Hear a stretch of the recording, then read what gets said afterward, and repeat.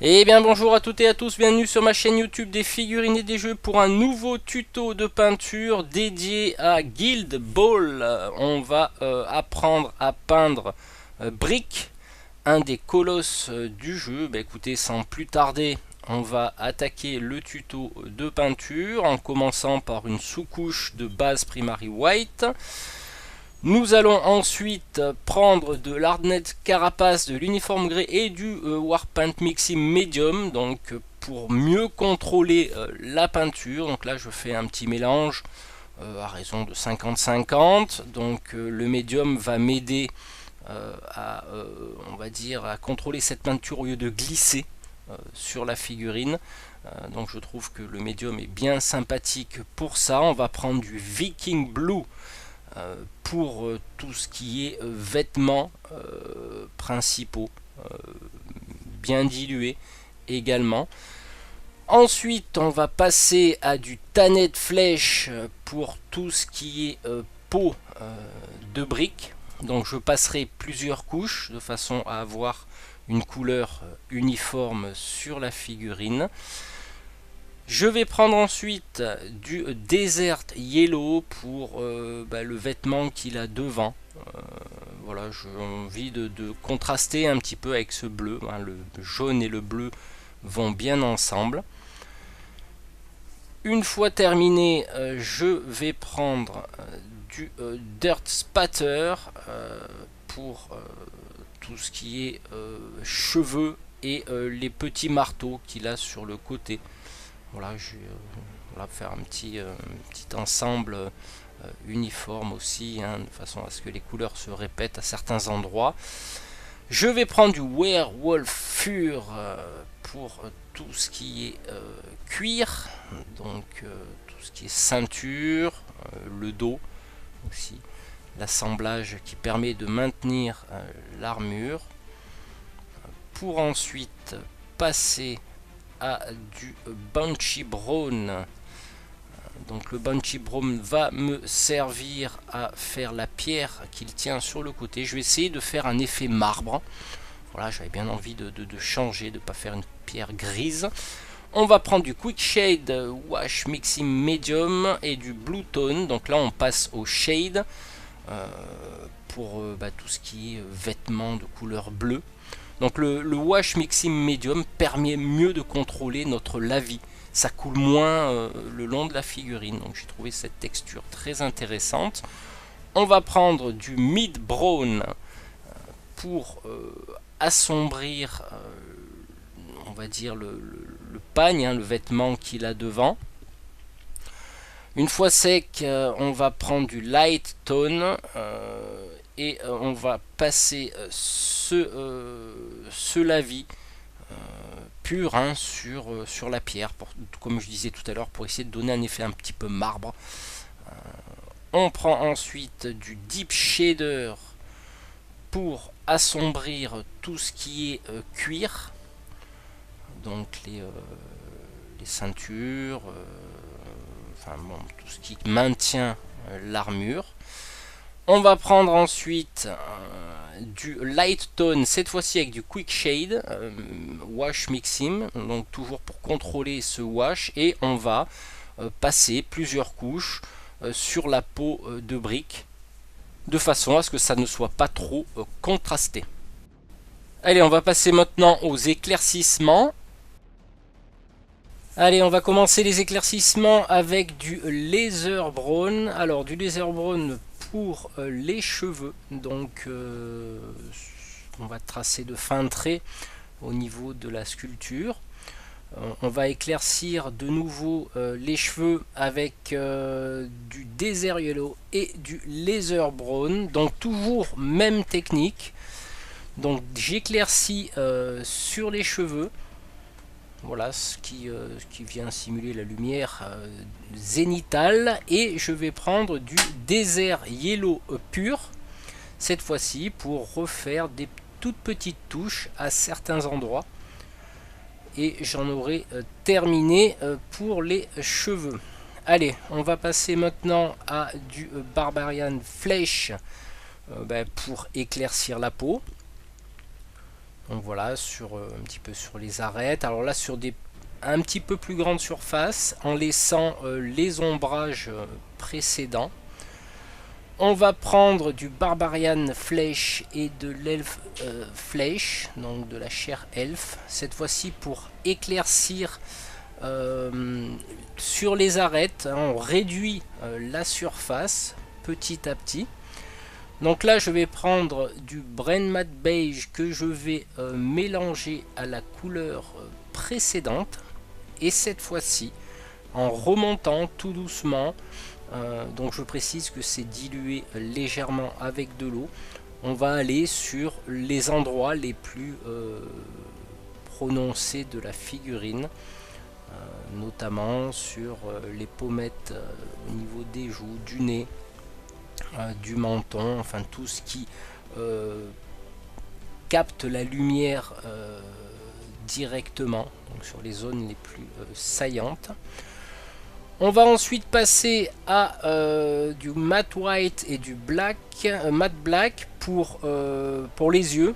Donc on va mettre dans le creux des yeux du noir. Alors j'utilise toujours la même technique, hein, c'est une technique qui marche plutôt bien. Et ensuite je vais venir combler avec du blanc de façon à laisser la cerne noire de l'œil. Et pour terminer, la pupille avec une petite pointe de noir. Et j'en aurai terminé avec les yeux. Donc on va passer maintenant à l'éclaircissement du vêtement bleu en reprenant du Viking Blue, donc la couleur de base que j'ai utilisée. Et on va la passer, toujours pareil, sur les arêtes, de façon à faire ressortir la lumière. Et ensuite je vais prendre du Viking Blue et du Void Shield Blue, donc c'est une espèce de couleur, un bleu glacial, et pareil par contre je vais réduire les zones, toujours sur les arêtes en réduisant les zones d'application. Ensuite je vais prendre du Void Shield Blue là pour de nouveau petit à petit réduire la surface, éclaircir, voilà. Voilà, ça me semblait pas trop mal. Je vais éclaircir de nouveau en mélangeant du Void Shield Blue et du Matte White. Cette fois-ci sur des toutes petites surfaces. Alors il me semble que ça faisait un peu trop blanc. Alors j'ai décidé de repasser du Blue Tone à mélanger avec du Quick Shade Wash Mixing Medium, donc qui permet de mieux contrôler, comme je le disais, la couleur. Donc elle glisse moins dans les creux, c'est plus voilà, c'est je trouve que c'est un bon produit. Et du Desert Yellow, cette fois-ci on va aller éclaircir le pagne de briques, voilà, pour toujours pareil, hein, pour sur les arêtes, pour faire ressortir la lumière. Desert Yellow, Bunchy Brown pour de nouveau éclaircir, toujours pareil, en réduisant la surface d'application au niveau du pinceau. On va ensuite prendre du Desert Yellow et du Werewolf Fur pour les cuirs, sur le dessus des cuirs, voilà. Hein, sans trop contraster. Des fois j'aime pas trop les contrastes, hein, c'est un peu trop violent par moment. Desert Yellow Dirt Spatter pour tracer des fins traits sur ma petite pierre là, que je me suis dit on va faire une petite couleur marbre, voilà, pour changer un peu là, pour mettre un petit peu plus de couleur. Du Skeleton Bone cette fois-ci pour les arêtes de la pierre, voilà, pour faire ressortir le côté un peu usé, taillé. Ensuite de l'Uniform Grey et du Warpaint Mixing Medium pour commencer à attaquer l'armure. Alors c'est vrai que je ne suis pas forcément très satisfait du résultat, mais bon, je vais continuer avec de l'Uniform Grey et du Stone Golem pour éclaircir les parties les plus adéquates de la figurine, mais je suis toujours pas satisfait. Donc j'ai décidé à ce moment là de reprendre de l'hardnet carapace et du Warpaint Mixing Medium et de faire un lavis pour ensuite repartir sur une couleur gris qui me paraissait beaucoup mieux. Allez, je recommence mon armure, donc du Filthy Cape et du Mixing Medium que je vais passer sur toutes les surfaces un petit peu hautes de la figurine pour l'éclaircissement. Je vais ensuite mélanger du Stone Golem avec mon mélange précédent et refaire la même technique d'éclaircissement de mon armure. Allez, je vais de nouveau rajouter du Stone Golem au mélange précédent et toujours pareil, éclaircissement, cette fois-ci en réduisant la surface de façon à apporter la lumière sur l'armure. Je vais prendre du Stone Golem pur pour cette fois-ci me concentrer sur le haut, tout simplement pour faire sortir la lumière. Du Matte White et du Mixing Medium pour cette fois-ci terminer les éclaircissements de l'armure. Alors à la caméra ça fait un petit peu blanc, mais dans la réalité ça l'est un peu moins. Je vais m'occuper du socle en mettant de la terre naturelle de Prince Auguste que je vais positionner sur le côté plat.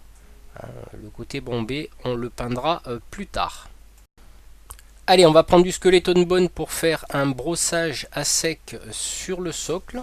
Je pense que c'est plutôt pas mal de laisser comme ça.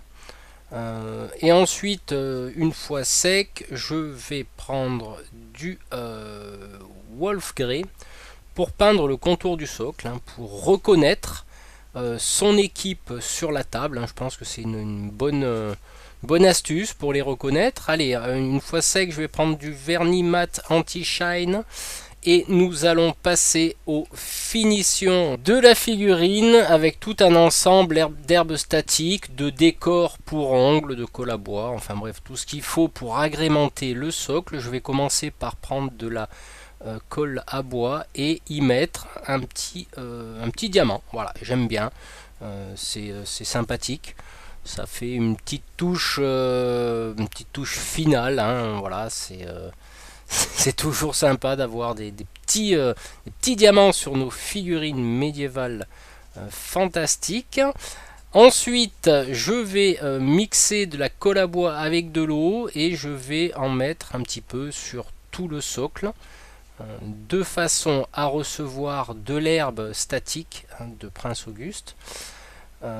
Et ensuite je vais terminer en saupoudrant l'excédent dans ma petite boîte. Et ensuite pour finaliser brique, on va mettre une touffe d'herbe. Voilà, tout simplement, qu'on va laisser sécher bien sûr un certain temps, et j'en aurai terminé avec ce tuto. Voilà, j'espère que cette vidéo vous aura plu, que ça vous donnera des idées. Alors je vous rappelle pour ma communauté anglophone que en haut à droite de cet écran, vous avez une playlist exclusivement dédiée aux tutos de peinture. Quant à mes chers francophones, on se retrouve très bientôt pour de nouvelles vidéos. Allez, ciao ciao.